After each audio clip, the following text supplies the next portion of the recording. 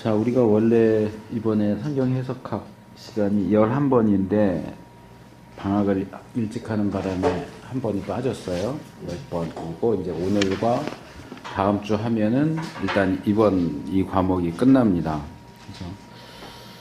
그래서 오늘 고린도전서 본문하고 다음 주에 히브리서 본문, 그러니까 우리가 두 번은 이야기 본문으로 해서 복음서에서 하나, 사도행전에서 하나 했고요. 이제 서신서는 또 이야기하고 또 전혀 다르거든요.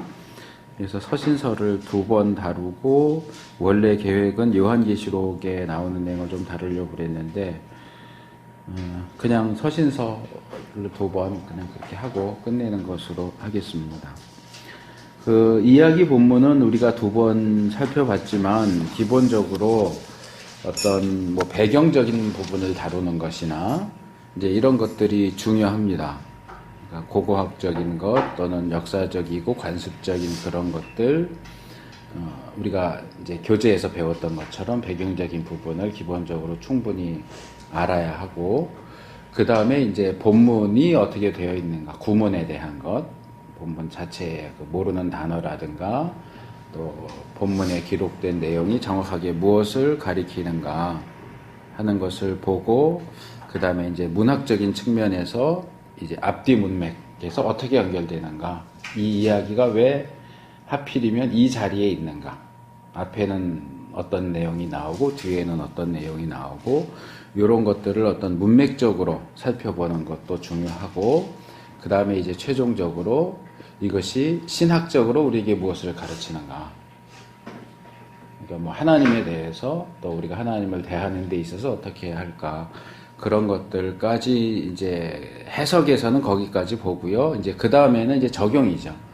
이 말씀을 우리 삶 속에서 어떻게 적용해야 할까라고 할 때 그냥 그대로 가져올 수 있는 부분이 있는가 하면 그대로 가져올 수 없는 부분이 있기 때문에 거기서 이렇게 시간과 공간을 초월하는 원리적인 측면을 우리가 찾아낼 필요가 있고 그것을 다시 이제 우리 삶 속에서 보다 구체적인 상황 속에서 적용할 수 있도록 하는 것. 그러니까 설교를 한다고 한다면 이제 마지막 적용이죠. 이 말씀이 우리에게 요구하는 게 뭐냐, 이 말씀이 교훈하는 바가 뭐냐 하는 것과 요구하는 것이 무엇이냐 하는 건 조금 차이가 있을 수 있어요. 그러니까 우리가 뭐 아나니아 삽비라 얘기도 살펴봤고 그 다음에 그 옥합을 깨뜨려서 붙는 그 본문도 살펴봤지만 예를 들어서 이 말씀이 이렇게 얘기하니까 오늘날 우리가 가진 옥합을 깨트려야 된다, 이렇게 말하면 적용이 되는 것 같으면서도 또 좀 어려운 면이 있어요. 왜 지금 우리들 가운데는 옥합을 가지고 있는 사람 별로 없어요. 근데 이제 그냥 감사합니다. 문자적으로 옥합을 깨트려라 이렇게 말하면 애매하죠. 그러니까 그것을 우리의 실제적인 내용과 연결시켜서 어떻게 하자라고 하는 쪽으로 적용이 돼야 하겠죠. 뭐 아나니아와 삽비라 이야기도 마찬가지인데 뭐 예를 들어서 이 사람들이 땅을 팔았으니까 우리도 다 땅을 팝시다 이렇게 적용을 해야 되겠느냐. 그럼 땅 없는 사람은 어떻게 해요? 팔 땅이 없는 사람 또 어떻게 하고, 이런 부분에서 또 뭐 판다라고 할 때 땅이 아니라도 뭐 가진 걸 팔아라. 그럼 정말 내가 가진 걸 다 팔아야 되느냐, 다 팔아서 교회에 바쳐야 되느냐, 이런 문제들이 있죠. 그러니까 본문에서 우리가 발견할 수 있는 해석과 우리 삶 속에서의 적용에는 조금의 갭이 있어요. 그래서 이제 그걸 우리가 메꿔 가는 것이 필요하고요. 이제 우리가 내러티브 본문 해석할 때 어떻게 해야 되느냐를 지금 말씀을 드린 거고요. 이제 서신서로 넘어오면 기본적으로는 비슷해요. 서신서도 우리가 어떤 문화적이고 관습적인 걸 알지 못하면 이 본문에서 왜 이런 이야기를 하는가를 알아보기가 힘들거든요. 예를 들면 우리가 오늘 선택한 본문은 제가 방언에 대한 본문을 선택을 했어요. 오늘 선택된 본문은 왜냐하면 교회 안에서 많이 이슈가 되기 때문에 이제 의도적으로 방언에 대한 본문을 선택을 했지만 고린도서에 보면 고린도 교회가 워낙 문제가 많았던 교회이기 때문에 여러 가지 내용들이 나오거든요. 그 가운데 하나가 이제 머리를 꾸미는 얘기가 나와요. 그런 것들을 단순히 이제 우리 상황에 비추어서 뭐 미용실을 얼마 만에 가야 되느냐 머리 하는데 얼마짜리까지는 괜찮고 얼마 이상이면 안 되냐 이런 쪽으로도 할 수 있는데 사실 본문은 그걸 얘기하는 게 아니거든요. 그런 부분에서 우리가 어떤 배경적인 것을 알아야 돼요. 이 고린도 교회는 유대인 교회가 아니고 이방인 교회죠. 그리고 헬라 사회 안에서는 전에 한번 제가 슬쩍 얘기했던 것 같은데 우리나라 이 조선시대 그 배경을 한 사극 같은 거 보면 문관과 무관이 옷이 달라요. 이제 붉은색과 푸른색 따로 입죠. 제 기억에는 푸른색이 무관이고 무술하는 사람들이고 붉은색이 선비 글 읽는 사람들이거든요. 근데 선비가 푸른색 옷 입지 않아요. 그러니까 그것은 옷 자체가 그들이 어떤 배경을 가진 사람인지를 보여주는 거란 말이에요. 예. 신분이나 뭐 또 이렇게 격차에 따라서도 쓰는 게 또 다르단 말이에요. 마찬가지로 이 헬라 사회에서는 머리를 어떻게 꾸미느냐가 그 여자의 신분을 나타내요. 그냥 단순히 미용 수준이 아니에요. 그러니까 그 시대 여자들은 머리를 꾸미는 그 일에 굉장히 관심이 많은 거예요. 교회에 나오면서 더. 그렇죠? 왜? 머리를 어떻게 했느냐에 따라 신분이 딱딱딱 나타나니까.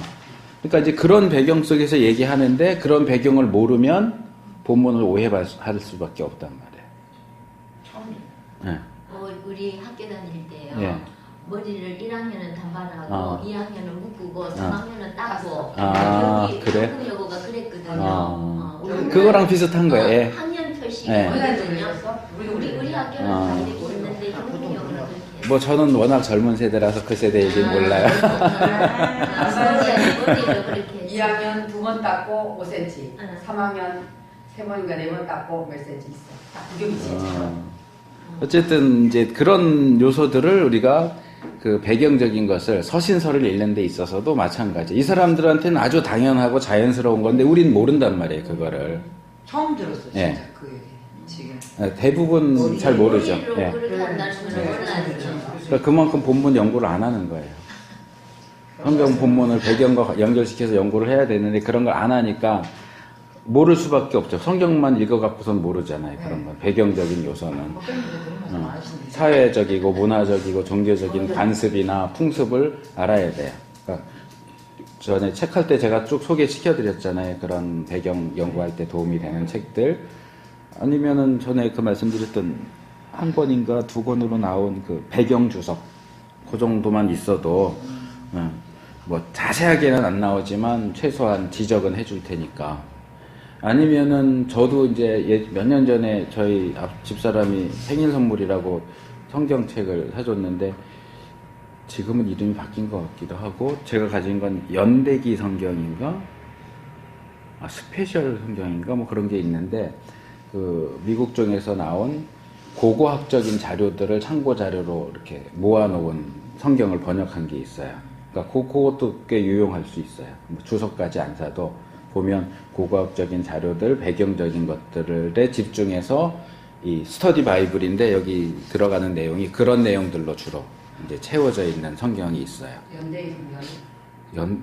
연대기가 아니고 스페셜이었던 거예요. 제가 받은 건 스페셜인데 나중에 이름이 바뀌어서 나온 것 같아요. 제가 이따가 쉬는 시간에 한번 검색해서 말씀을 드릴게요. 예. 그래서 그런 배경적인 요소와 그 다음에 이제 서신서의 경우는 구문을 보는 게 훨씬 더 중요해요. 왜냐하면 이건 스토리가 아니고 말하자면 편지이지만 편지라고 해도 대부분 이제 말하자면 설교 내지는 연설 같은 스타일이란 말이에요. 그러니까 이것은 이렇게 집중해서 듣지 않으면 놓칠 수 있어요. 이야기는 옛날 이야기 하다 보면 중간 잠깐 딴 생각해도 이렇게 이야기가 연결될 수 있어요. 들으면서. 근데 뭔가 중요한 연설을 하거나 특별히 이제 재설교 같은 경우가 그런데 좀 연세 있으신 분들은 보통 주제 설교를 한단 말이에요. 본문을 잡지만 첫째는 예를 들어서 아주 일반적인 예를 들면 소금 본문 해갖고 소금은 희다, 소금은 짜다 이렇게 하면 중간 걸 빼먹어도 세 번째 거 듣는데 지장이 없어요. 왜? 내용이 연결되지 않거든요. 뚝뚝 끊어지니까 중간에 하나를 내가 빼먹었어도 그냥 전체를 듣고 이해하는데 문제가 없지만 저 같은 경우는 그렇게 주제식으로 거의 안 가고 본문을 쭉 따라가기 때문에 중간을 놓치면 그 다음 걸 따라가기가 힘들어요. 그러니까 잘 들어야 돼. 처음부터 끝까지 잘 들어야지. 처음 거 듣고 뭐 두 번째 거 뭐 잠깐 하고 세 번째 거 잘 들으면 되지. 세 번째 걸 들으면 두 번째 걸 못 들었기 때문에 왜 세 번째를 얘기하는지를 모를 수도 있어요. 제 설교 같은 경우는. 근데 서신서가 대부분 그래요. 이야기가 쭉 연결된단 말이에요. 그러니까 이야기라고 표현을 했지만 스토리라는 뜻에서 이야기가 아니고 이 발표하는 내용이 쭉 연결되기 때문에 연결고리로 고리고리 연결되어 있기 때문에 중간 고리가 빠지면 이게 왜 그 다음으로 넘어가는지가 알 수 없을 경우가 많다. 서신서의 경우는. 그렇기 때문에 서신서를 해석하는 데 있어서는 배경적인 요소도 무시하면 안 되는 부분이긴 하지만 더 중요하게 이 이야기가 어떻게 흘러가는가. 뭐 보통 쉽게 말해서 서론, 본론, 결론 이런 식으로 할 때 어떻게 이야기의 흐름이 흘러가는가. 여기에서는 이 사람이 이 이야기하다가 왜 요 얘기를 하고 있을까? 저기에서는 또 가다가 또 왜 또 저런 얘기를 할까? 이런 이야기의 논리적인 흐름을 따라잡는 게 굉장히 중요해요. 물론 이제 오늘 하는 본문은 그냥 한 주제로 가기 때문에 거기까지는 뭐 전혀 그런 부분이 없는 건 아니지만 이제 전체를 읽어야 이 사람이 왜 1장에서는 이야기하고 2장에서는 왜 이야기를 하고 3장에서는 무슨 얘기, 왜 이렇게 가는구나. 이거를 논리적인 흐름을 따라 이 사람이 그러니까 바꿔 말하면 이 사람이 지금 뭘 얘기하고 싶은 건가. 제가 이제 종종 그 말씀을 드렸지만 이 남자들과 여자들은 이야기하는 방식이 많이 달라요. 근데 그것을 지금 얘기하는 걸로 연결시키면 남자들은 말하는 데 있어서 다 그런 건 아니지만 일반적으로 그냥 조금 논리적인 부분이 강해요. 그리고 소위 말해서 요점만 간단히 말하는 것에 익숙해져 있어요. 근데 여자들이 말하는 걸 들으면 논리적이지도 않고 요점이 잡히지가 않아요. 뭘 얘기하고 싶은지를 모르겠어. 왜냐하면 이 얘기하다가 이것도 하고 또 이렇게 하다가 그러니까 지금 여기서 예를 들어서 제가 볼펜을 얘기하고 싶으면 남자들은 그냥 볼펜을 얘기해요. 그런데 여자들은 볼펜으로 직접 안 가고 이 컵으로 갔다가 이 안에 담긴 커피로 갔다가 이 커피가 어디서 온 건지를 얘기했다가 우리 딸 얘기도 했다가 그 다음에 또 핸드폰 얘기를 하고 그 다음에 성경책 얘기를 이 사람 지금 뭘 얘기하려고 정작 얘기해야 될 건 펜인데 아직 펜은 나오지도 않았어. 근데 벌써 1시간을 얘기를 했어. 그러니까 남자들은 답답한 거 여자들 얘기하는 걸 들으면 요점만 간단히 그러는데 이것도 중요하다는 거예요 지금. 가정을 중요해. 그러니까 중요하대 지금 꼭 필요해서 하는 건데 남자들은 그게 왜 필요한지를 몰라. 아니 펜을 얘기하면 그냥 펜만 얘기하면 되지. 왜 커피 얘기를 하고 핸드폰 얘기를 하고 책 얘기를 하는지. 그러니까 그래서 제가 이제 팁으로들 얘기하는 게 결론을 먼저 얘기를 해라. 이제 볼펜이 재미없어요. 그런데 그잖아. 얘기하는 본인은 재미가 없을지 모르겠지만 듣는 남자는 미쳐서 죽어요. 그래요.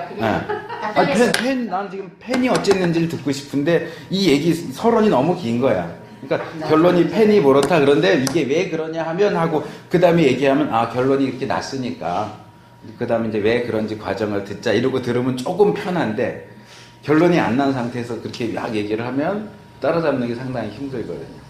대화가. 네. 근데 이제 서신서 같은 경우도 펜을 얘기하지만 이제 이 펜으로 들어가서 더 이제 세세하게 나눠지는 거예요. 그러니까 이 논리의 흐름.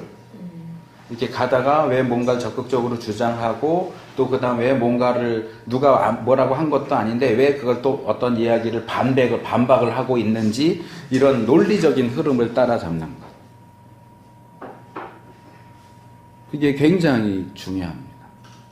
그리고 이것은 꼭 성경을 해석하는 것뿐만 아니라 우리 일상적인 삶 속에서도 논리적인 건 사실 필요해요. 네. 논리적인 사람은 이겨요. 네. 우리나라에서는 목소리 큰 사람이 이겨요. 사실은 논리적인 사람보다는. 그렇기는 한데 그거는 이제 뭐라 그럴까 어거지로 그렇게 하는 거고 정상적인 걸로 말하면 사실 논리적인 사람이 이겨야 되는 게 맞는데 이제 저는 상당히 논리적인 사람인데 사실 논리적인 훈련을 받아본 적은 없어요. 근데 제 사고 자체가 이제 딱 서론, 본론, 결론 이런 식으로 생각하는 게 습관이 들어 있어요. 그러니까 대화할 때도 머릿속에서 이렇게 정리를 해서 요렇게 해서 요렇게 해서 요렇게 간다. 시험 칠 때도 답안지 작성도 그렇게 해요. 미리 이렇게 옆에다 써요. 조그맣게. 아, 서론은 뭘 얘기하고 본론은 첫 번째, 두 번째, 세 번째 이렇게 해서 결론을 이렇게 쓰면 되겠다 하고 설계도를 그리고 그 다음에 답안을 써요. 그냥 막 써 내려가는 게 아니에요. 너무 똑똑한 거예요. 아, 자랑하는 거예요, 지금. 알아요. 그래서 대화할 때, 때. 대화할 때도 그렇고, 생각할 때도 그렇고, 행동할 때도 그렇고, 이런 것들을 이렇게 딱딱딱 정리해서 하면 훨씬. 감정이 저기 흔들리지 않죠. 그래서 이게 깔려있잖아요. 여기가 들어있기 때문에. 그리고 성경을 읽는데도 굉장히 많은 도움이 돼요. 일단 지금 우리가 선택한 14장 1절에서 12절은 전반적으로 다 방언에 대한 이야기이긴 하지만 지금 바울이 방언에 대한 얘기를 중구난방으로 하는 게 아니에요. 이것도 역시 논리적인 흐름에 따라서 이야기를 한다고요. 그러니까 이 부분을 읽을 때도 왜 여기서 이야기가 요렇게 가고 요렇게 가고 요렇게 가는가를 따라 잡으셔야 돼요. 그 다음에 이제 마찬가지로 그 다음에 이제 신학적인 내용, 그 다음에 적용적인 측면 요렇게. 그러니까 배경, 본문, 신학, 적용 이런 식으로 이제 하시면 되고 사실 제가 요구하는 숙제도 그거예요. 배경, 본문, 신학, 적용. 그러니까 아주 단순화시킨 거죠. 본문 이제 해석하고 배경, 본문, 신학, 적용. 신학, 적용. 네. 신학. 2번이 신학이야. 그죠? 3번 3번이지. 3번이 신학. 배경, 본문, 신학, 적용. 적용. 이게 절대적인 틀은 아니지만 일반적으로 그렇게 하고요. 지금 숙제를 우리 박 권사님 내셨는데 정말 수고스럽게도 제가 예전에 구약 해석학 할 때 여러 개 본문 대조해 보시라고 했던 거 생각을 하시고 이렇게 쓰셨는데 이게 되게 수고스럽게 하셨는데 저한테 내시는 건 이렇게 쓰실 필요는 없고요. 근데 이제 이 수고를 하시느라고 끝에 이제 깨달음과 나의 생각 이거를 지나간 거 예. 사도행전하고 마태복음하고 마태복음하고 지나간 거. 알겠는데. 지금 이게 내셨어요. 그거예요? 예. 저는 지난번에 안 냈어요. 우리 마태복음 저번 냈죠. 예, 저는 안 냈기 안 때문에 냈기 때문에 안 내신 냈어요. 거예요. 난 사도행전하고. 근데요, 예. 교수님 수업할 때마다 예. 보강 추가가 들어갔고요. 처음에 말씀하신 거하고요, 두 번째 말씀하신 거하고요, 계속 달라요. 처음에는 세 개 성경을 비교해서 쓰라고 하셨어요, 분명히. 내 노트에 예. 기록돼 있어요. 그래서 썼어요. 그건 이제 쓰라고 한 게 아니고 비교해서 읽으라고 그랬죠. 쓰라고 한 적은 없는데. 이거 하니까 또 썼죠. 그랬더니 그것도 가보다가 병원에서 보더니 틀렸대요, 나한테. 근데 그 다음 이제 다른 거. 그건 뭐냐 하면 제가 지금 죽겠는 거야, 지금. 기본적인 방식을 말씀을 드렸는데 어려워하기 때문에 제가 조금 더 쉬운 걸로 계속 바꿔드리는 그다음에 거예요. 배경. 그러면 배경. 그러니까 제가 처음에 얘기했던 건 이거예요. 기본 텍스트를 5번 이상 읽어라. 그건 개혁. 그 다음에 이제 그 내용이 어느 정도 들어왔으니까 다른 번역본들하고 비교해서 읽으면 다른 점들이 나와요. 그러니까 그렇게 다르게 나오는 것은 사실은 해석하는 데 있어서 중요한 논점일 수 있어요. 그러니까 그 본문 이야기 흐름에서 예를 들어서 뭐 같은 단어인데 같은 단어 안에 여러 의미가 들어 있으니까 우리가 보는 개역 성경의 번역자는 이것을 이렇게 봤는데 다른 번역하는 사람은 이걸 그 의미 말고 1번 의미 말고 2번 의미로 번역을 했단 말이에요. 그러면 해석이 달라지는 거예요, 사실상. 번역이 달라진다는 얘기는 해석이 달라진다는 얘기거든요. 그러니까 그렇게 비교하다 보면 그 본문에서 중요한 논점들이 나오니까 그 왜 다를까를 추적하다 보면 본문의 중요한 논점들을 찾아서 추적하는 것이 될 수가 있어요. 그러니까 이제 그런 방식으로 이제 하시라고 얘기를 한 거죠. 왜냐하면 원칙적으로는 원문을 가지고 해야 되는데 지금 원문을 가지고 할 수가 없잖아요. 우린 번역본을 볼 수밖에 없는데 한 개의 번역본만 보다 보면 거기에 매이게 되니까 그냥 우리가 그냥 읽고 뭐 이렇게 하는 데는 그것만으로도 충분하지만 본문을 조금이라도 더 정확하게 해석하기 위해서는 이렇게 비교해서 보는 게 필요한 거예요. 이제 그거는 제가 이제 말하자면 요령을 가르쳐 드린 거예요. 해석을 할 때 이런 식으로 원문을 가지고 할 수 없는 케이스에는 번역본들을 비교해서 보는 것도 도움이 된다. 그리고 이제 거기서 기본적인 건 똑같아요. 본문에서 읽으면서 뭐 좋은 거라든지 이해가 안 되는 거라든지 이런 게 있으면 이제 해석을 해야죠. 찾아봐야죠, 자료를. 그러니까 거기에서 배경적인 부분도 필요하고 또 구문적인 부분도 필요하고 또는 신학적인 부분이 될 수도 있고 그래서 그 부분에 대해서 연구를 하고 그 연구한 내용들과 최종적으로 적용을 써라 이렇게 한 거죠. 그러니까 그 부분은 제가 이제 쉽게 얘기한 것은 관찰 해석 적용이죠. 쉽게 말한 거는 관찰 해석 적용. 그러니까 그 번역본들을 비교해서 보는 것은 관찰인 거예요. 여기 뭐가 있는가를 보는 거예요. 근데 개역만 봐갖고서는 한정되니까 개역을 기본으로 해서 충분히 숙지한 다음에 다른 번역본들을 비교하면 그런 차이점들이 드러나잖아요. 여긴 이렇게 했는데 왜 여긴 다르게 했지?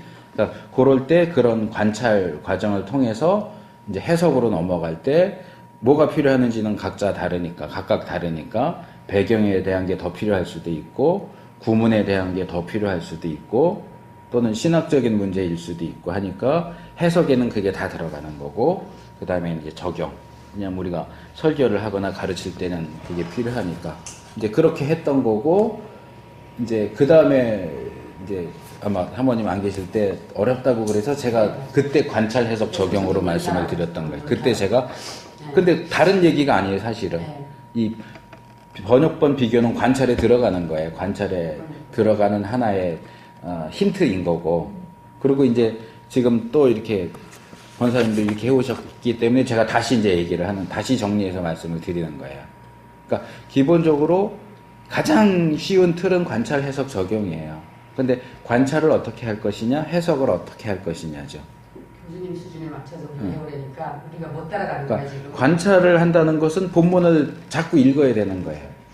그러니까 번역본도 같이 비교해 보면서 자꾸 읽고 제가 이제 4개를 쓰세요 그랬잖아요. 그러니까 그 본문을 다 다룰 수는 없잖아요. 지금 오늘 같은 경우도 12절인데 12절을 다 해석해 올 수 없으니까 그 중에서 4개만 잡아라. 가장 많이 와 닿는 건 4개를 잡아서 각각 관찰 해석 적용을 하라는 거예요.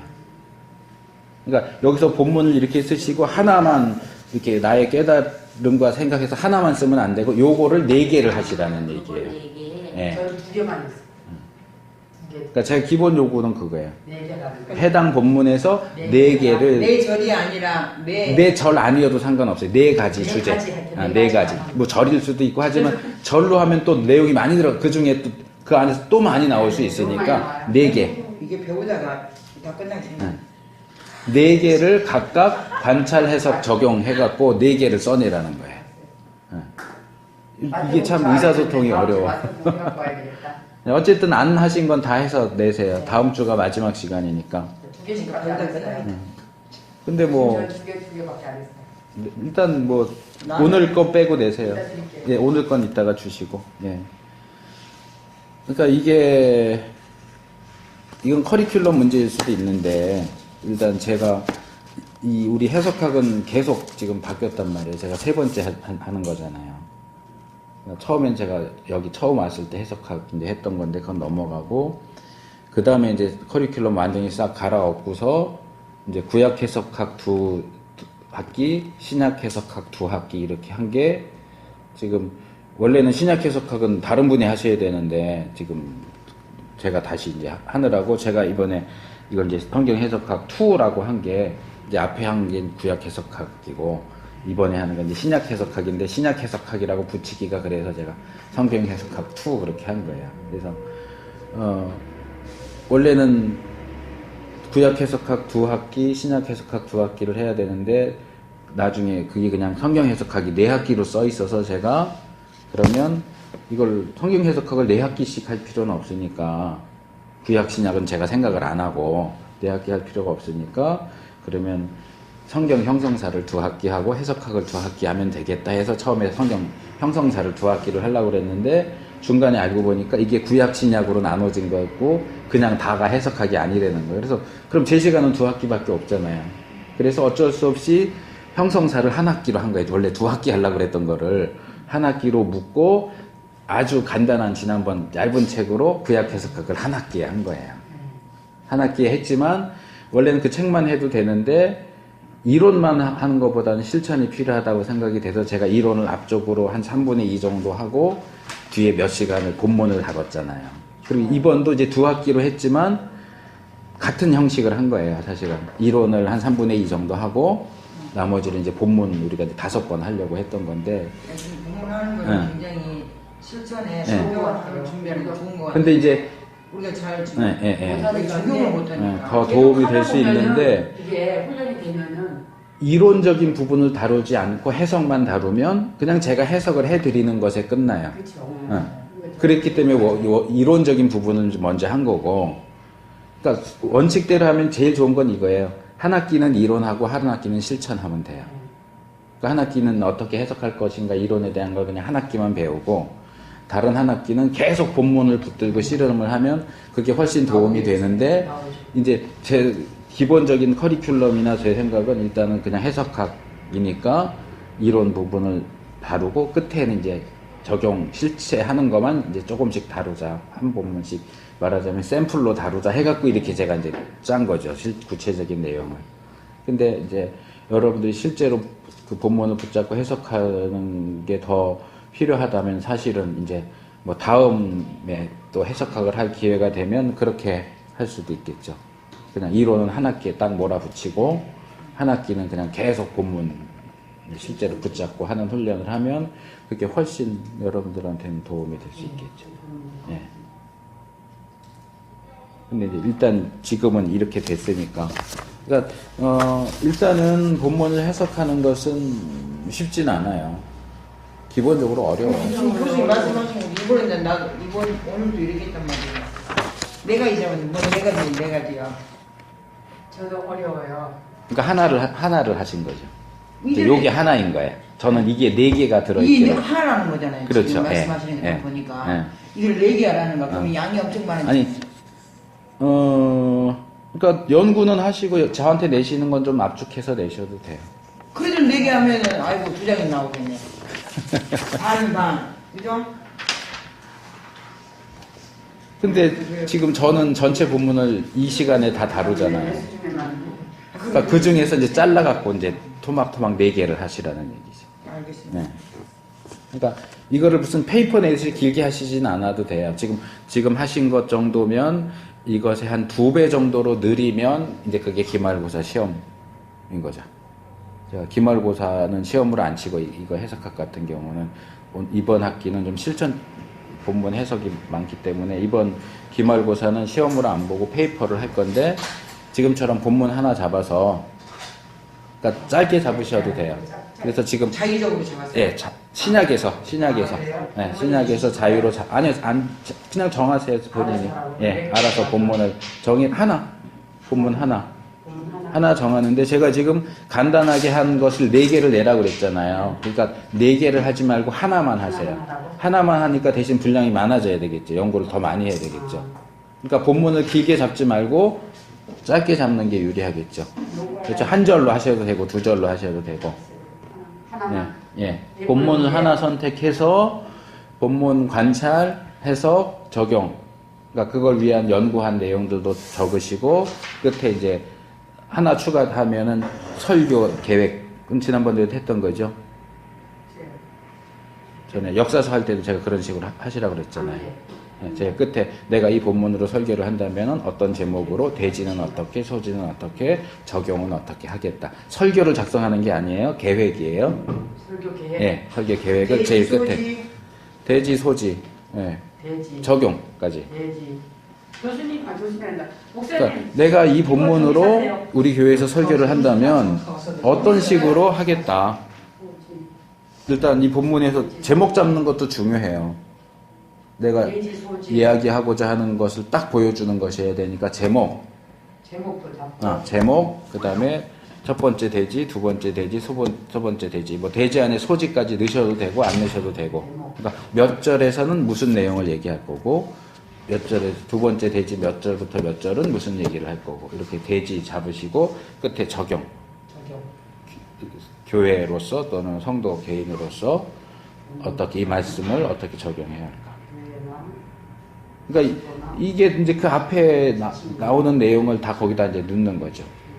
관찰 해석 적용한 내용들을 여기다 이제 다시 또 이제 써먹는 거죠. 그러니까 이게 뭐하고 비슷하냐면 계속 걸러내는 거예요. 이 부분도 제가 전에 말씀을 드렸던 것 같은데, 아이고 이번 시간은 첫 시간에 신약에서 논문을 쓰면은요, 뭐 예를 들어서 100페이지짜리 논문을 쓴다.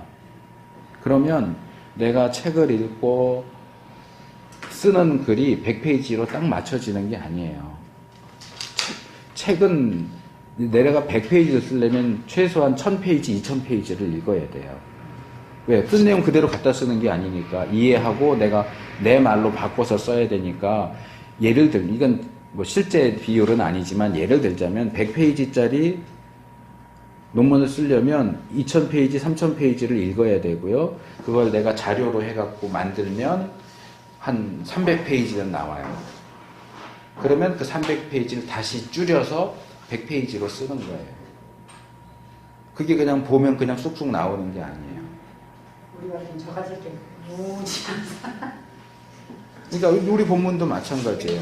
제가 이제 기말고사로 A4 한 장을 쓰세요. 그러면 이 한 장을 쓰려면 여러분들이 봐야 되는 것은 100장 정도 봐야 돼요.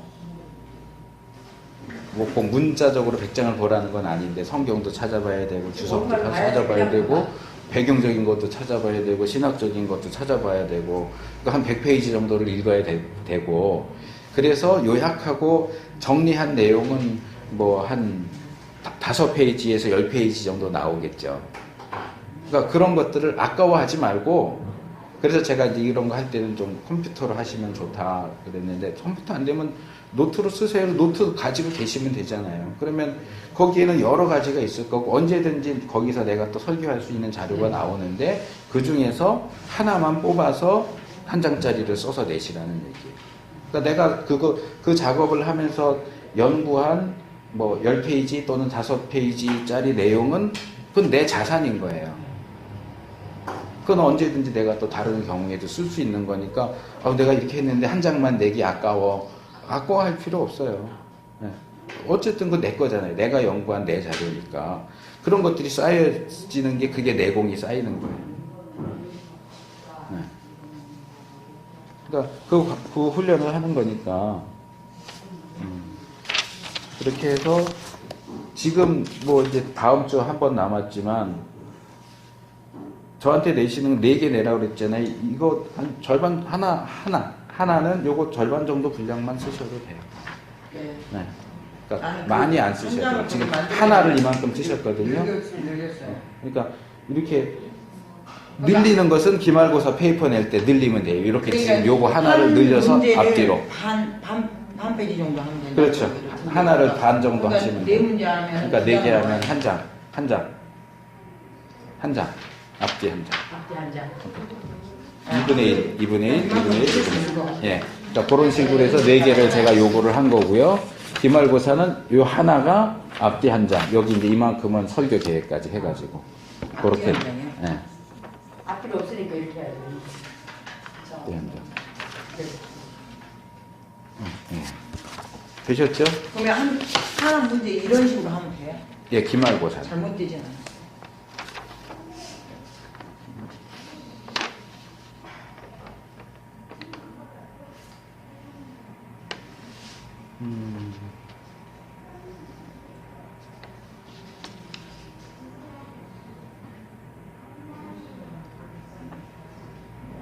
예, 뭐 이 정도 하시면 될 것 같아요. 자, 이제 그 사진 하나 찍어. 이거 손으로 쓰신 건 제가 다 돌려드릴게요. 내일 지난번에도 제가 돌려드렸잖아요. 예. 자, 일단 중간에 쉬더라도 일단 본문을 들어가겠습니다. 우리 지난번에 한 것처럼 본문을 같이 읽겠습니다. 우리가 지금 5명이니까 한 절씩 읽고 마지막에 2절은 12절이니까 마지막에 2절은 같이 읽겠습니다. 고린도전서 14장 1절에서 12절 이렇게 시계 반대 방향으로 돌아갑니다. 사랑을 따라 구하라. 신령한 것을 사모하되 특별히 예언을 하려고 하라. 방언을 말하는 자는 사람에게 하지 아니하고 하나님께 하나니 이는 알아듣는 자가 없고 영으로 비밀을 말합니다. 3절. 3절. 난 이거. 안경 안 봤어요. 안경 안 갖고 와서 모든 거요? 3절. 예언하는 자는 사람에게 말하여 덕을 세우며 언변하며 인도하는 것이요. 방언을 말하는 자는 자기의 덕을 세우고 예언하는 자는 교회의 덕을 세우나니 나는 너희가 다 방언 말하기를 원하나 특별히 예언하기를 원하노라. 방언을 말하는 자가 만일 교회의 덕을 세우기 위하여 통역하지 아니하면 예언하는 자만 못하니라. 그런즉 형제들아 내가 너희에게 나아가서 방언으로 말하고 계시나 지식이나 예언이나 가르치는 것으로 말하지 아니하면 너희에게 무엇이 유익하리요. 혹 이나 검은고와 같이 생명 없는 것이 소리를 낼때 그 은혜 분별을 나타내지 아니하면 피리 부는 것인지 검은고 타는 것인지 어찌 알게 되리요. 만일 나팔이 분명치 못한 소리를 내면 누가 전쟁을 예비하리요. 이와 같이 너희도 혀로서 알아듣기 쉬운 말을 하지 아니하면 그 말하는 것을 어찌 알리요. 이는 허공에다 말하는 것이라. 이같이 세상에 소리의 종류가 많으나 뜻없는 소리는 없나니 그러므로 내가 그 소리의 뜻을 알지 못하면 내가 말하는 자에게 외국인이 되고 말하는 자도 내게 외국인이 되리니. 같이 했습니다. 그러면 너희도 생명한 것을 사모하는 자인즉 교회의 덕 세우기를 위하여 풍성하기를 구하라. 예. 자, 어느 분이 한번 요약해 보세요. 지금 1절부터 12절 내용을 한 문장으로 요약해 보세요. 한 문장으로. 한 문장 너무 어려운가요? 그럼 두 문장. 방언은 네. 개인과 하나님의 것이니까 공동체에서 쓰는 것보다는 예언하기를 힘쓰라. 예. 그것이 덕이 되기 때문이라고. 저는 이 성경을 이렇게 봤을 때요.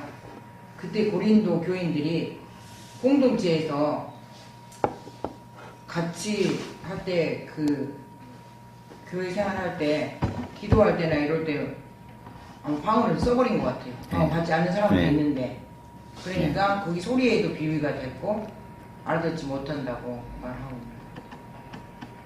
예. 또 다른 분 해보세요. 공식적인 자리에서 써.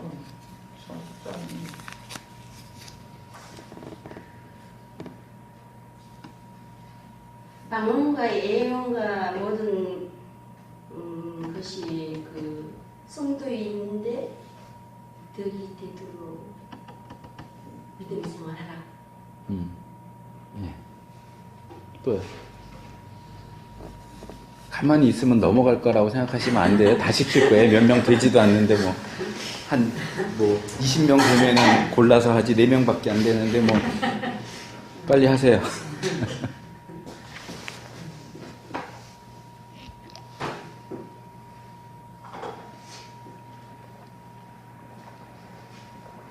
이 요약하는 훈련 되게 중요해요.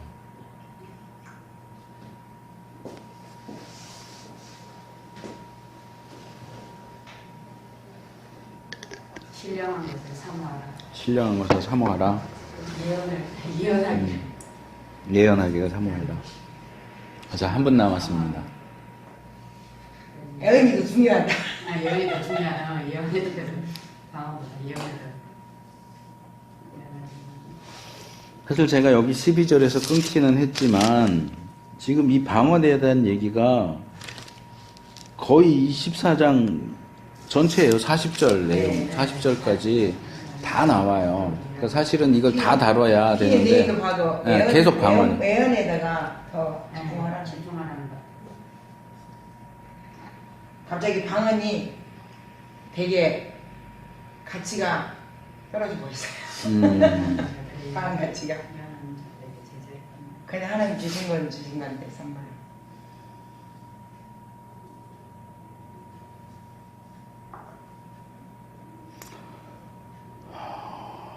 자, 본문을 좀 해보죠. 자, 사랑을 따라 구하라 그랬습니다. 사랑을 따라 구하라. 이 1절 말씀이 중요해요. 세 가지를 얘기하죠. 첫째, 사랑을 따라 구하라. 둘째, 신령한 것을 사모하라. 셋째, 특별히 예언을 하려고 해라. 이게 이제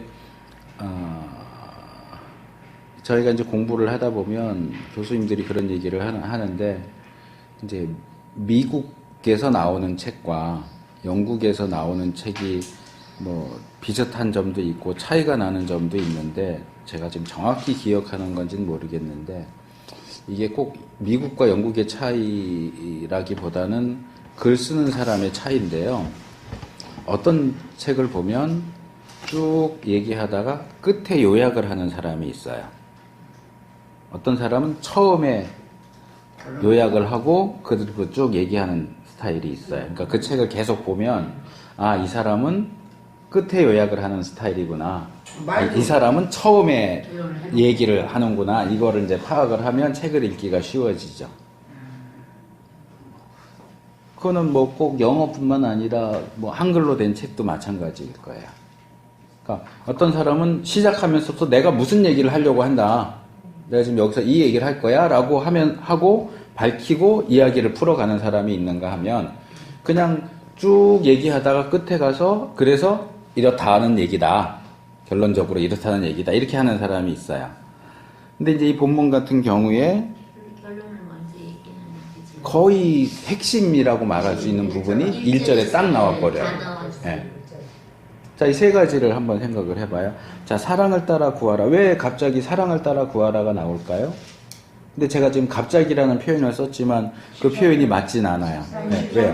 바로 앞에 13장에 사랑 얘기가 나오죠. 사랑이라는 게 네, 때문에. 그렇죠. 그러니까 이 사랑을 따라 구하라라는 얘기는 13장을 전제로 하는 얘기예요. 왜 사랑을 따라 구해야 하는지, 사랑을 따라 구하는 것이 왜 중요한지가 이미 13장에 나와 있어요. 그러면 이제 이 고린도전서 13장은 사랑장으로 많이 알려져 있지만, 자, 바울은 왜 13장에서 사랑 얘기를 할까요? 보세요. 12장으로 넘어가 보세요. 12장 1절 보세요. 형제들아 신령한, 지금 14장에도 신령한 것을 사모하라가 나왔는데 12장에도 신령한 것에 대해서는 너희가 알지 못하기를 원치, 이거는 이중 부정이에요. 부정을 아니다를 두 번 하는 건데 이거는 강한 긍정이죠. 알지 못하는 것을 원치 않는다. 그 얘기는 너 반드시 알아야 돼. 이거는 꼭 알아야 돼 라는 얘기예요. 뭘 꼭 알라고요? 신령한 것에 대해서. 영적인 것. 근데 영적인 것에 대한 얘기가 뭐가 나와요? 은사. 쭉 가다 보니까 은사 얘기가 나온다. 그러니까 이 신령한 것은 은사예요. 그러니까 지금 보니까 신령한 걸 알아야 된다. 그러다가 4절로 가면 은사가 있는데 은사를 누가 주느냐, 어떻게 주느냐, 그리고 그 은사에는 어떤 것들이 있느냐가 9절, 10절에 나오죠. 그리고서 믿음도 은사. 14장으로 넘어오면 다시 방언과 예언에 대한 은사 얘기가 나오는데 그 중간에 다른 이야기가 두 개가 끼어 들어가 있어요. 지금 얘기한 13장 사랑에 대한 이야기. 사랑의 은사라는 건 없거든요, 사실. 뭐 사랑의 은사 같은 종류가 없다는 얘기는 아니고, 바울이 여기서 12장 9절 10절에서 얘기한 그 은사 목록에는 사랑의 은사라는 건 없어요. 여기서 바울이 13장에서 얘기하는 것도 사랑의 은사는 아니에요. 그냥 사랑이에요. 그럼 12장 앞부분과 14장에서 은사에 대한 이야기가 연결되는데 12장 11절에서 14장 1절로 건너뛴단 말이에요. 은사에 대한 이야기가 쭉 안 가고, 그리고 12장 11절과 14장 1절 사이에 은사 이야기가 아닌 다른 주제가 두 개가 끼어 들어가 있어요. 13장에는 사랑이 끼어 들어갔고 12장 12절부터 31절은 뭐가 나와요? 지체에 대한 얘기가 나와요. 몸의 지체에 네. 대해서.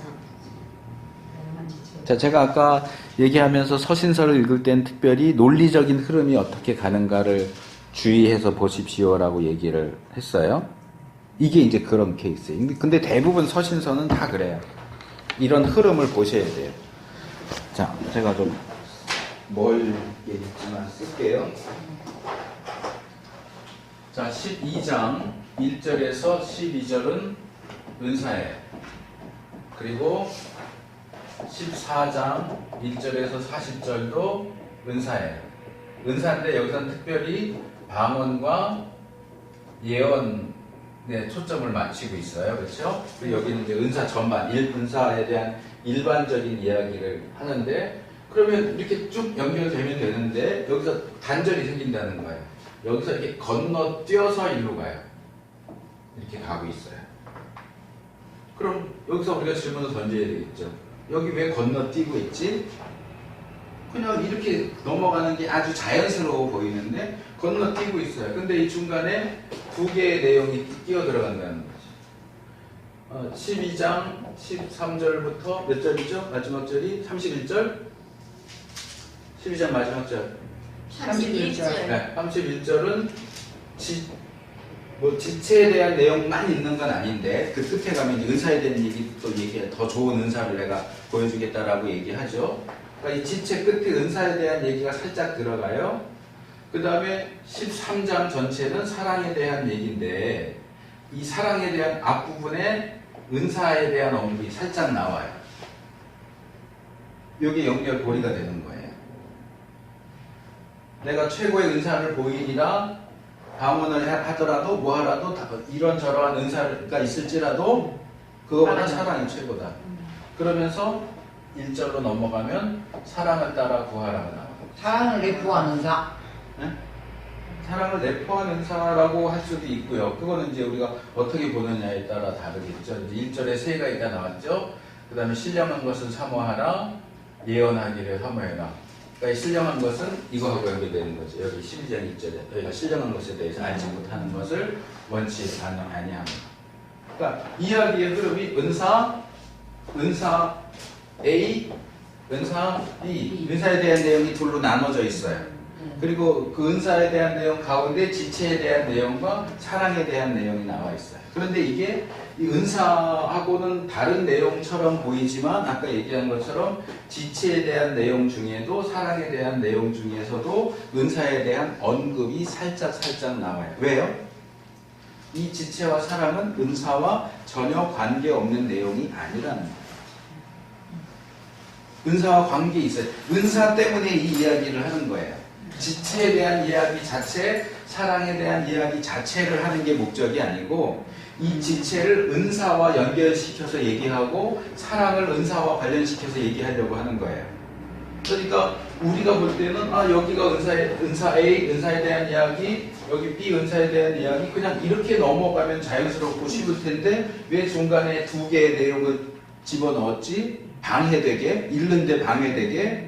근데 방해되는 게 아니고 바울로서는 여기에 이 이야기가 꼭 들어가야 하는 거예요. 왜 들어가야 할까요? 사랑의 전쟁. 이 두 개는 두 개가 일체. 이 두 개는 사랑이 말하자면 은사 사용법이에요. 은사를 어떻게 제대로 사용할 것인가 라고 할 때, 그러니까 은사에 대한 이야기만 할 때는 여기에 어떤 문제가 나오느냐 하면 은사를 남용하는 문제가 나와요.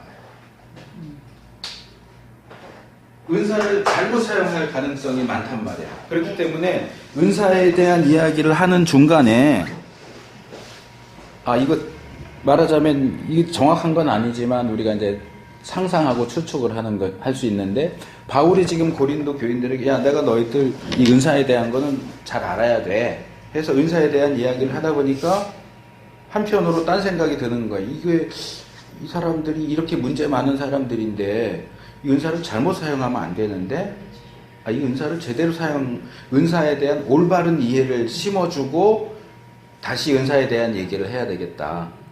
그래서 은사와 관련해서 첫 번째로 중요한 거 지체에 대한 걸 알아야 돼. 지체라는 걸 알고서 은사를 사용을 해야 돼 해서 지체에 대한 이야기를 집어넣은 거고, 그러다 보니까 바울의 생각이 좀 더 발전해서 지체 간의 관계를 얘기할 때는 역시 사랑이 또 필요해서 사랑에 대한 이야기를 하고 이 정도 얘기했으니까 이제 충분해. 그러고 다시 은사 얘기로 돌아가는 거예요. 그러니까 엉뚱한 얘기가 중간에 요즘 애들 얘기로 갑툭튀 갑자기 툭 튀어나오는 게 아니란 말이에요. 나는 갑툭 갑자기 툭 튀어나온다. 어디서 그거 배우셨어요? 아니 애들이 그거 많이 요즘 애들이 쓰는 말이 그거예요. 오세영 목사님도 가끔 쓰시지 않으세요? 예 그거 저보다 더 잘하시던데. 강의 컴퓨터에 찾아갖고 이분 손가발 그래요? 솔직히 나는 말을 엄마 그거 옛날에 한 용어야. 벌써 좀 지나갔겠죠. 예. 그럴까요? 이게 갑자기 나오는 얘기가 아니에요. 그러니까 이거를 우리가 따라잡아야 돼. 본문을 읽으면서 왜 여기 이렇게 됐지? 우리가 내러티브를 읽을 때 여기 왜 나나니아와 삽비라 이 얘기가 왜 여기에 있지? 하필 딱 요 자리에 있지? 그럼 앞에는 뭐가 나오고 뒤에는 뭐가 나오지? 그럴 때 이야기가 이렇게 흘러가는구나 하는 것처럼 서신서를 읽을 때도 왜 이 이야기가 여기에 있지? 더군다나 이렇게 자연스러운 이야기의 흐름은 12장 12절에서 14장 1절로 넘어가야 오히려 더 자연스러운데 왜 여기 다른 주제가 갑자기 들어가 있지? 라고 할 때 이제 비평주의에서 흔히 얘기하는 건 이건 편집 문제다. 그렇게 얘기하지만 우린 그렇게 보지 않는단 말이에요. 네. 이유가 있어요. 그 이유가 뭔지를 생각을 해내야 돼요. 그것도 그냥 혼자 막 상상의 나래를 피는 게 아니고 본문 이야기의 흐름 속에서 이게 왜 이렇게 나오는가를 봐야 한다는 거예요. 자, 잠깐 쉬겠습니다.